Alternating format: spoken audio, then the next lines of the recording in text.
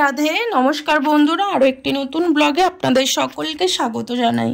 কেমন আছেন সবাই? আশা করি সবাই ভালো আছেন, সুস্থ আছেন। এখন বাজে বিকেল 4:30। তো আমি আজকে বিকেলবেলা থেকে ব্লগটা শুরু করছি।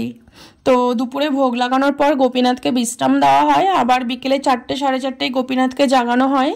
তো আমি এখন গোপীনাথকে জাগিয়ে তারপরে আচমন দিয়ে দিলাম। আচমন দিয়ে এখন গোপীনাথকে নিয়ে গিয়ে ঝুলনে বসাবো। তো আমাদের ব্রজধামে এখন ঝুলন পূর্ণিমা উৎসব চলছে, তো পূর্ণিমা পর্যন্ত গোপীনাথ ঝুলনে বসবেন। তো এই জন্য এখন গোপীনাথকে আচমন দিয়ে নিয়ে গিয়ে ঝুলনে বসাবো।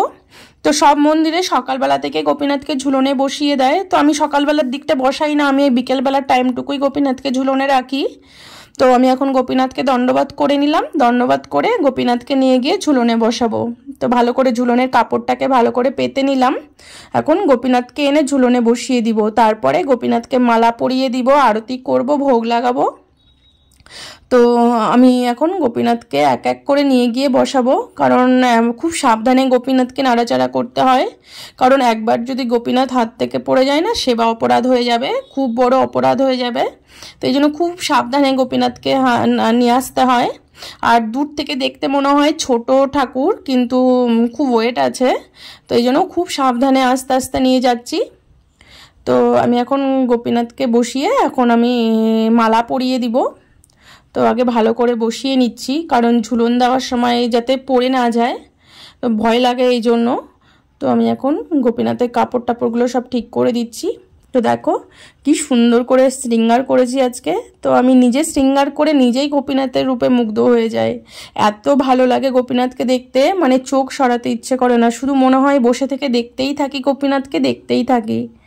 তো দেখো আমি এখন মালা পরিয়ে দিলাম। তো দেখো এই মালাগুলো হচ্ছে বেলি ফুলের মালা। আমাদের ব্রজধামে না বেলি ফুলের চাষ হয়, যার কারণে অ্যাভেলেবেল বেলি ফুল। আমরা এখানে সবসময় ফুল কিনেই পুজো করি, তো বাজারে বেশি বেলির ফুল পাওয়া যায়, তো বেলি ফুলই কিনে পুজো করি। আমাদের এখানে কারো বাড়িতে ফুল গাছ নেই, কারণ বাদরের এত অত্যাচার, ফুল গাছ লাগানোও যায় না।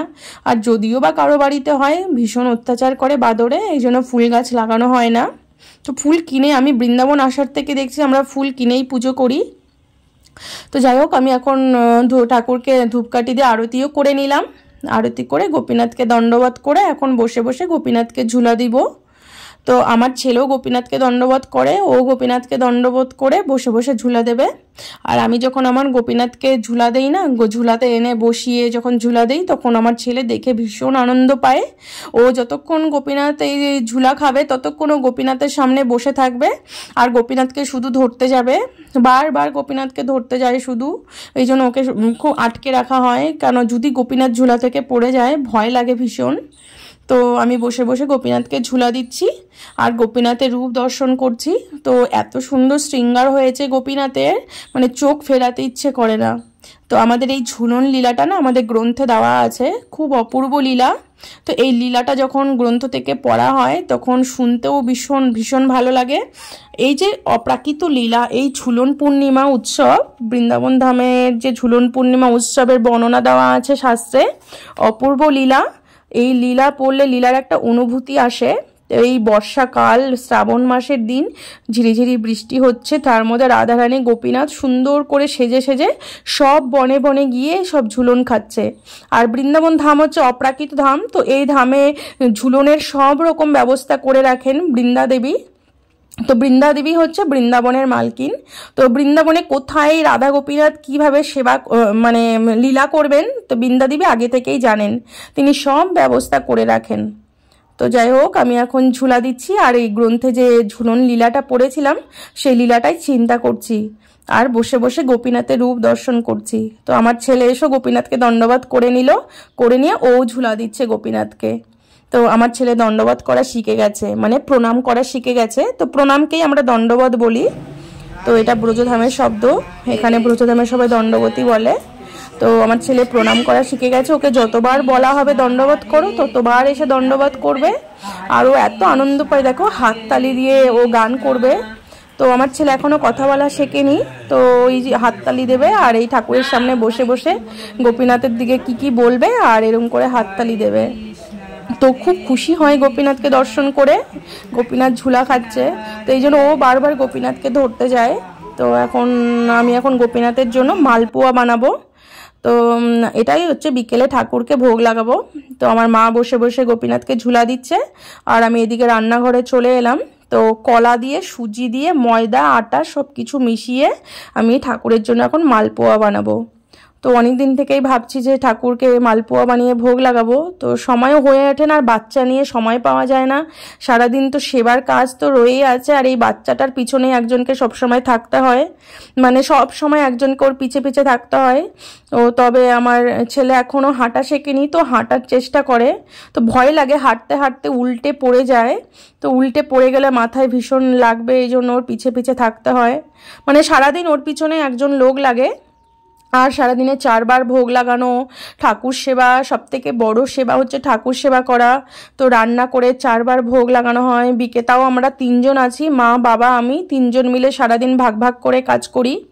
তো সকালের সেবাটা, দুপুরে রান্নাটুকু আমি করে দেই, তারপরে দুপুরে মা ভোগ লাগায়, আর বিকেলে ঠাকুর জাগানো, ঠাকুরের সেবাটা বাবা করে। তো এখন ঝুলন পূর্ণিমা উৎসব চলছে জন্য আমি করার চেষ্টা করি, ঠাকুরকে ঝুলনে বসিয়ে ঠাকুরকে মালা পরানো, আরতি করা, ভোগ লাগানো, এটা আমি করার চেষ্টা করি, নয়তো এটা সব বিকেলবেলা ডিউটিটা বাবারই থাকে। তো যাই হোক, আমি এখন মালপোয়া ভেজে দিব, মা ভোগ লাগিয়ে দেবে। তো আমাদের এখানে না বিকেলবেলা সারাটা দিন বৃষ্টি হচ্ছে, এখন সকালবেলা থেকে বৃষ্টি শুরু হয়েছে। তো একটু করে বৃষ্টি থামছে, আবার বৃষ্টি হচ্ছে, মানে ওয়েদার এত ঠান্ডা হয়ে গেছে ভাবাই যায় না। কিন্তু যখন আবার রান্নাঘরে রান্না করতে আসি, যখন গ্যাস জ্বালাই, তখন আবার গরম লেগে যায়। তো আমি এখন একা একা এই মালপোয়া ভেজে নিচ্ছি, তারপরে আমি ঠাকুরকে ভোগ লাগিয়ে দেবে। তো আমাদের বাড়ির পাশে একটা মন্দিরে পাঠ হচ্ছে, একদম আমাদের বাড়ির সামনে ভাগবত কথা হচ্ছে, তো ওখানেও একটু যাব ভাগবত কথা শুনতে। তো সারাটা দিন এইভাবে সেবার মধ্যে দিয়েই চলে যায়, কোন দিক দিয়ে দিন যায় কোন দিক দিয়ে রাত্রি যায় বোঝাই যায় না। তো আরও আমার ছেলের জন্য আরও বেশি সময় পাই না, একটুও সময় নেই, সারাদিন এত ব্যস্ততার মধ্যে থাকতে হয়। সারাদিন সেবার কাজ, নিজের ভজন সাধন আছে, নিজের সেবা পুজো, তারপরে বাচ্চা সামলানো, মানে সারাদিন 3 জনেও কাজ করে শেষ করা যায় না। তাও বিকেলবেলা সেবাটা বাবা করে দেয় বলে একটু এগিয়ে যায়। তো যাই হোক, আমার মালপোয়া ভাজা হয়ে গেল, তো এখন মা ভোগ লাগিয়ে দেবে।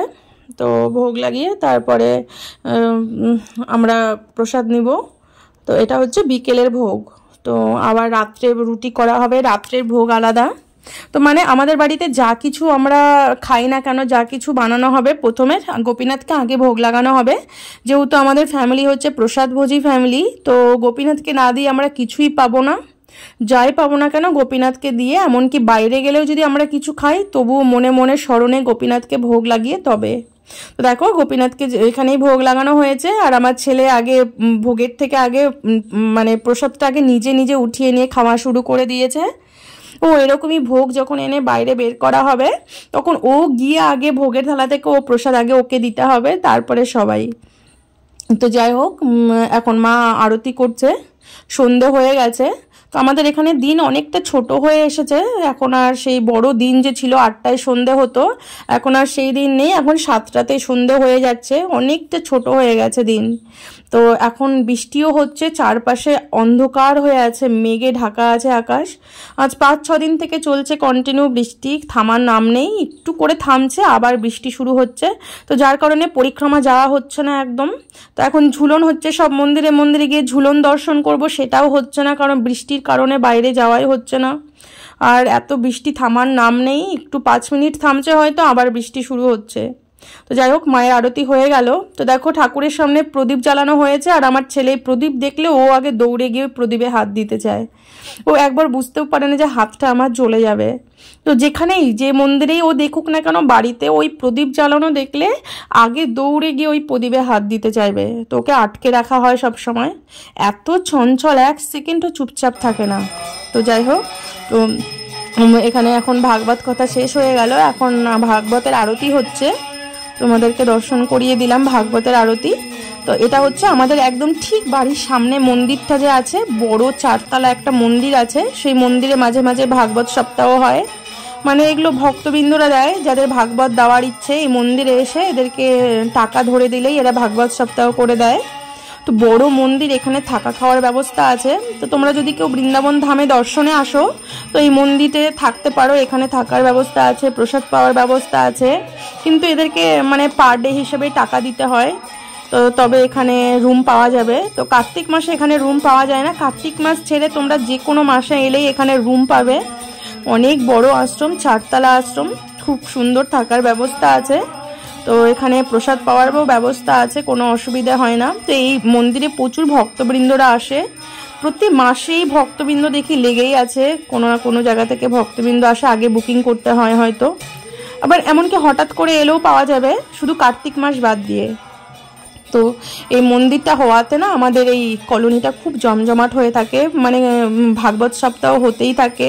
আর এই ভাগবত সপ্তাহ শুরু হলেই এত আনন্দ হয় না, বিকেল করে এসে পাঠ শোনা, মানে আমাদের একদম ঘরের সামনেই বিকেল করে গিয়ে পাঠ শুনি, এখানে ভালো লাগে। তো এখন আমার ছেলে ছোট, এর কারণে পাঠ শোনা হয় না ঠিক মতো, গিয়ে বসি ঠিকই কিন্তু ও বসতে দেয় না, পুরো এই হলটা দৌড়াদৌড়ি করবে, তো সবার ডিস্টার্ব হয়, এই জন্য ওকে নিয়ে যায় না। আগে যখন ভাগবতের আরতি শুরু হয় তখন ওই আরতিটা দর্শন করাই ওকে নিয়ে। তো যাই হোক, ওকে বাড়িতে রেখে আমি আগে চলে যাই, কোনো দিন ওকে নিয়ে যাই সাথে করে আরতির সময়। তো যাই হোক, এখন আরতি দর্শন করে প্রসাদ নিয়ে তারপরে বাড়ি আসব। আর এখনও বৃষ্টি হয়েই যাচ্ছে, বৃষ্টি থামার নাম নেই।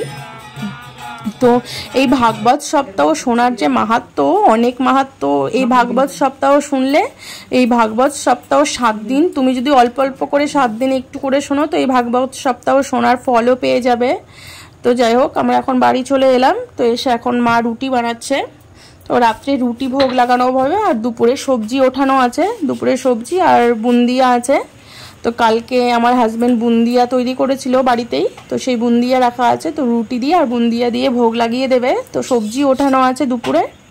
তো রাত্রে আমাদের আর সবজি করা হয় না, আর এখন এমনিতে একটু ঠান্ডা পড়েছে, তো সবজি উঠিয়ে রাখলে ভালো থাকে। তো দুপুরে যা রান্না করি একটু বেশি বেশি করে রান্না করা হয়, তো ওটাই রাত্রের জন্য উঠিয়ে রাখা হয়। তো রাত্রে আর আলাদা করে সবজি করতে যায় না, কারণ মায়ের শরীরটাও ভালো থাকে না রাত্রে সেবার ডিউটিটা মায়ের ওপরে থাকে।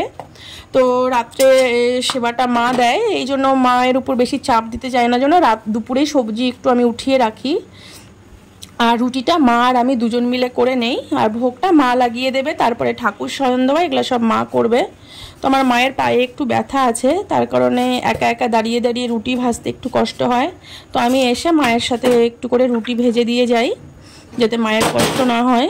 তো যাই হোক, আমি এসে রুটিটা আমি ভেজে দিচ্ছি আর মা বেলে বেলে দিচ্ছে, এতে তাড়াতাড়িও হয়ে যায়। আর আমাদের রান্নাঘরে ভীষণ গরম, তো তার কারণে রান্নাঘরে একটু কষ্ট হয় থাকতে, একা একা এতগুলো রুটি ভাজতে সময় লাগে অনেক। তো যাই হোক, এই রুটি দিয়েই রাত্রে ভোগ লাগিয়ে দেবে, রুটি সবজি আর বুন্দিয়া দিয়েই ভোগ লাগিয়ে দেবে। ভোগ লাগিয়ে প্রসাদ পেয়ে তারপরে আমরা ঘুমাবো। তো আজকের ভিডিওটা এই পর্যন্তই, আবার দেখা হবে পরের ভিডিওতে। রাধে রাধে।